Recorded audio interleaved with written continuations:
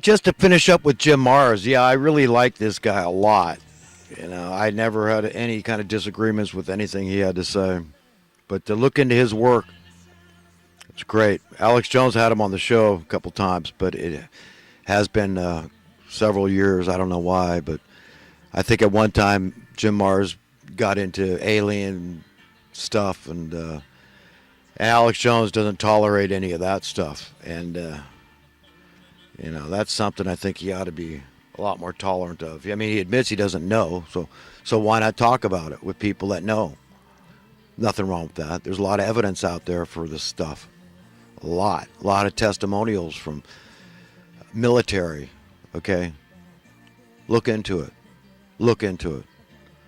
Unless you want to be stupid. Remember, Infowars is education wars, because information and education are the same thing. So you have a duty to educate people. If you believe that you're informing people, don't just be selective. You've got to give well-rounded. You've got to see the big picture. There's a lot more to this, and why certain government agencies and entities want people ignorant about the issue of UFOs. There's nothing wrong with knowing the reasons why, putting it all together. They want our minds small. That's it. They want to think this is the end all. All there is Earth, the only creation. We're unique. It was just a quirk. Okay? That's why it all came about.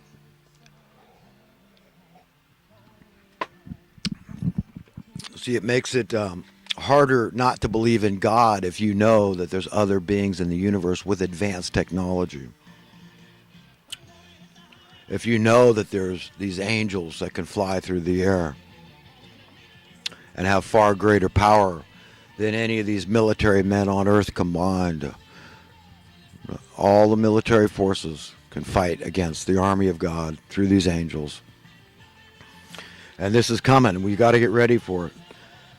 And that's my tribute to Jim Mars. Great human being. God bless the man. And he's probably in a very good place. He was young, too, 74.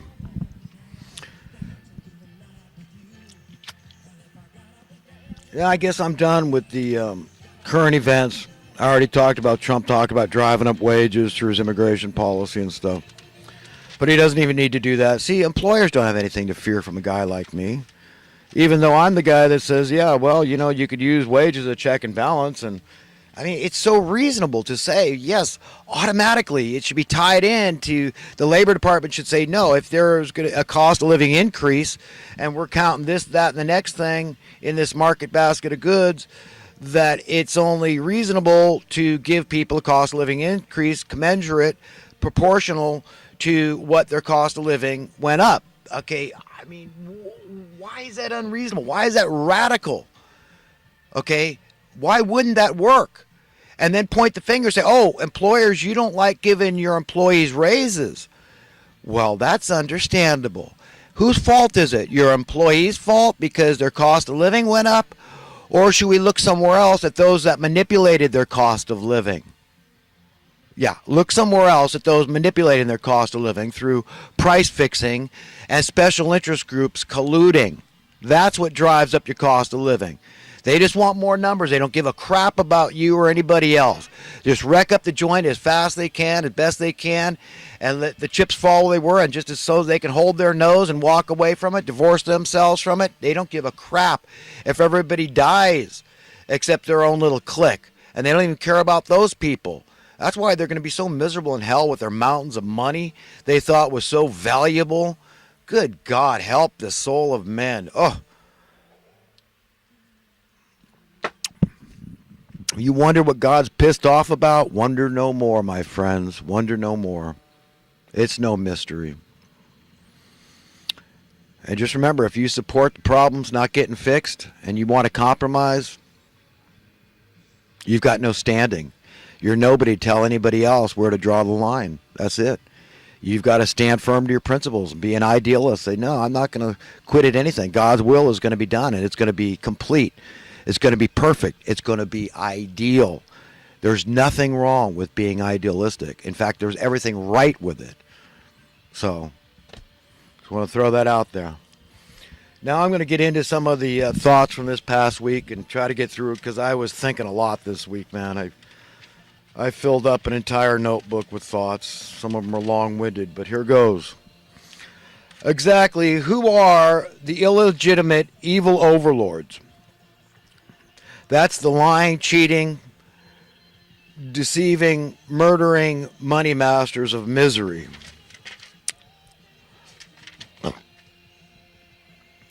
We are unequal in many ways, but when it comes to God-given rights, we must all be the same. Constitutional rights. In this current worldwide beast system establishment, those whom are willing to ignore conscience's calling have an enormous advantage. That's right.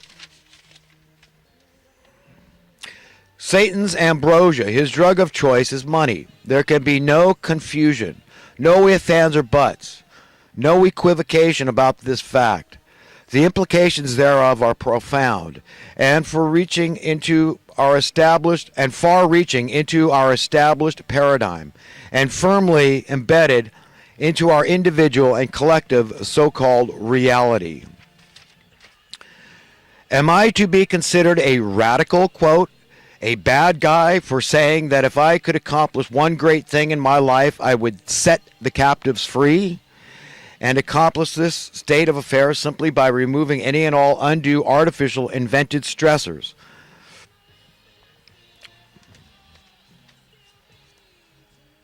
Namely, the fact that we are all forced and coerced into paying a cost, a tax on the right to exist.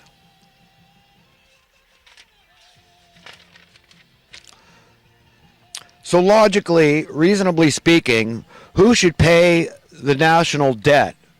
Those whom are victims of it or those whom incurred the debt? An obviously rhetorical question. Right, they're making the victims of this fraud, this theft of the wealth of our nation, fall on the backs of the victims. Just like I was talking about, they divorce themselves from the problems they create. They wreck up the joint, to the high heavens, and then they just want to just walk away from it, just ignore it, and just go and whatever they do. I mean, I don't understand how anybody could want money that much. Ugh, God, they make me sick to my stomach. Why must we all be predominantly preoccupied by this one invented element we refer to as money? Right. It's an idea. It was invented. And look how much time we all spend thinking about making money, paying bills, on and on and on. I mean, it never ends, and it's sickening. And it has to come to an end, and it will come to an end. We really can have no idea how good our reality as human beings could be, but we ought to spend plenty of time contemplating it. Biblical reference would be that eye hath not seen nor ear heard what the Lord has in store for those who love him. And now we see dimly as though through a mirror, but then we will see face to face. Now we know in part, but later we will be fully known. We will know as we have been fully known. Knowing well all the terms that rhyme with McCain, the senator should be extremely cautious and acutely cognizant to never act insane. Just putting it out there for John McCain, Insane McCain. That's just too perfect, right? But no, I mean, it's not really funny. I mean, these terrorists cutting people's heads off. It's not funny at all. And please excuse me for any false laughter there, but really, I mean, it's a kind of a nervous laughter, but it makes you just feel like, good God, that man, I mean, he's been so reckless. And there was a time when I actually respected and liked John McCain. But he's been so reckless with his reputation for being a terrorist sympathizer. Really? I mean, how many Christians had their heads cut off in this whole debacle over there in Syria? Okay, what a bunch of evil goings on. Ugh, what a vomit. More than that, I mean, this stuff's serious, man. Children being killed. Madeleine Albright saying it's a fair price to pay. 500,000 children killed in Iraq alone. Madeline Albright think that's cool. That's cool. That's a fair price to pay.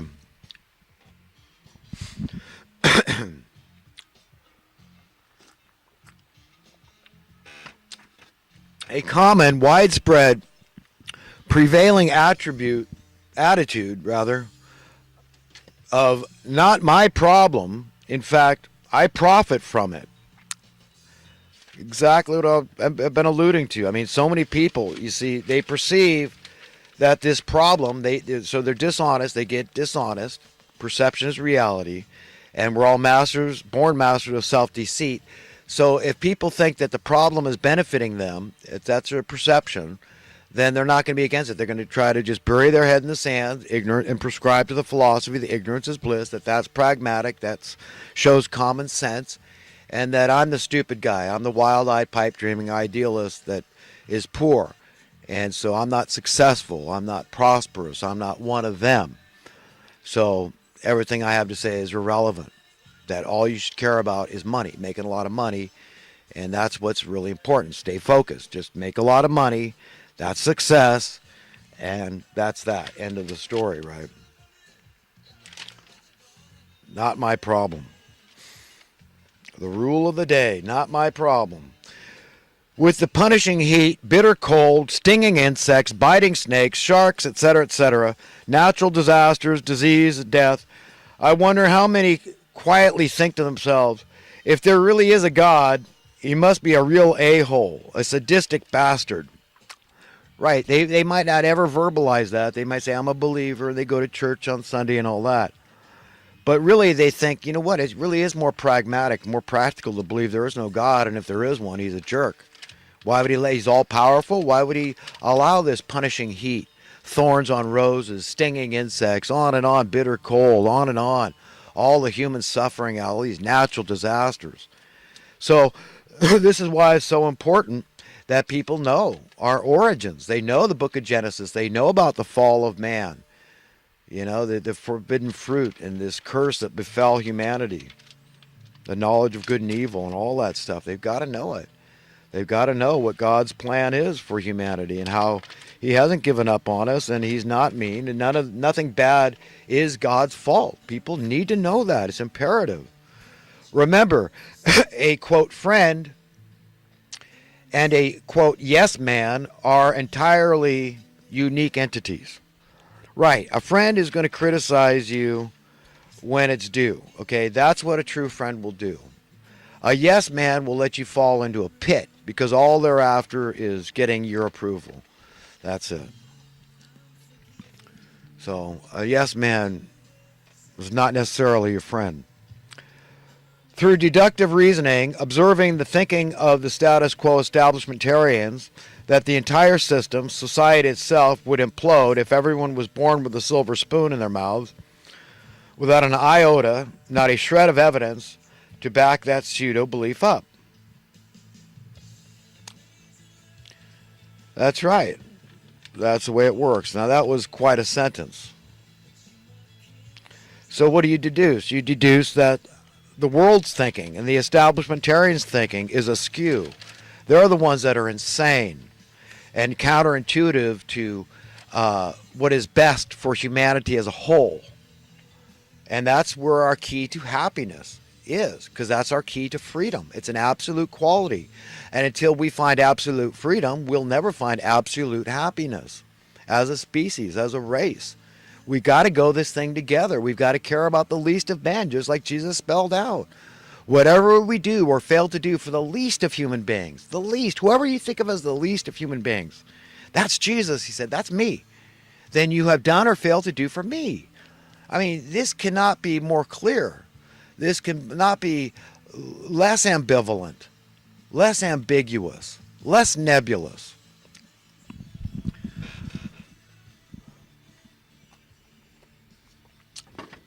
Our cosmic destiny is that one day we will simply be free, absolutely free.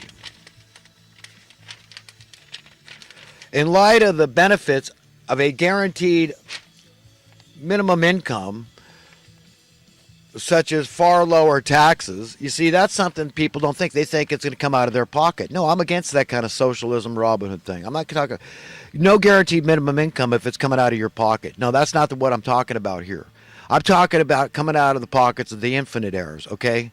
That's whose pocket it's going to come out of. All right, that's it. Not your pocket. So it's none of your business. But if you're against that, if you're against everybody living a bourgeois middle class life and the system not breaking down, in fact, all kinds of people looking for work, having to do productive jobs, that and there's only 2 or 3 or 4 hours a week they're needed to do those productive jobs. That's the reality we could have. Then you're evil. You're evil if you're against the problems getting fixed. That means you're for the crime. You're for the dubious war. You're for the debt. You're for the abortion. Okay.